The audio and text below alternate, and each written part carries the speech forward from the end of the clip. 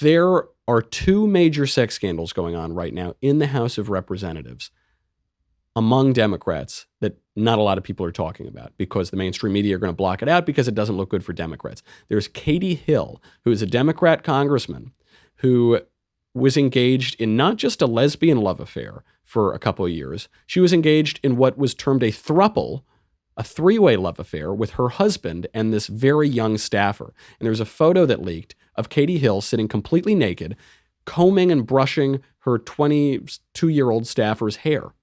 And this photo leaked. Now, imagine, of course, if this were a Republican, what the story would. I mean, this would be wall-to-wall coverage, demands for resignations. This would be going on 24/7.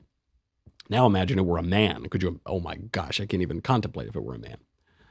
But because it's a Democrat, it goes away. Ilhan Omar is in a sex scandal now because she left her husband for, oh, by the way, the thing with Katie Hill, the reason she broke up the couple and her husband is now filing for divorce is because Katie Hill simultaneously was sleeping with her male campaign consultant as well. Same thing here. Ilhan Omar has an affair with her campaign consultant. She's married. He's married. He leaves his wife. She's leaving her husband, and they're having an affair together. I don't mention this because I even want to publicly shame Katie Hill and Ilhan Omar for their sex scandals. Politicians having sex scandals is not news. Politicians having sex scandals is a daily occurrence, and especially this is true of members of Congress. So I don't mention it to shame them. I mention it.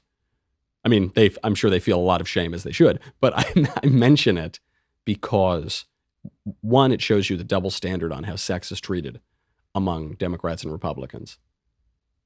Two, it shows you how complicated sex and relationships are. I mean, there were some people who were applauding Katie Hill for leaving her husband because she's come out as a lesbian now.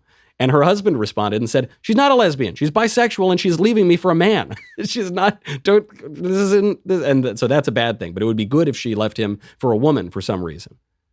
And to show you the double standard on the behavior.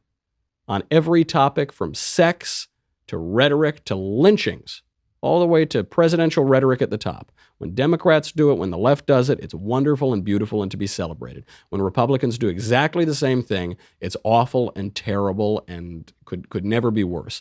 The one advantage, we talked about yesterday about how awful social media is and how it really feeds into this narcissism we all feel in our culture. The one advantage is of this high technology is it gives us a lot of historical perspective. Nothing goes away on the internet. The internet is forever. We can compare these things. We can expose that hypocrisy. That is the silver lining in the storm cloud. Thank you for tuning into the Daily Wire, one of the fastest growing conservative media outlets in the country. If you enjoyed this video, be sure to give it a like and subscribe to our YouTube channel so that you don't miss out on any of our content.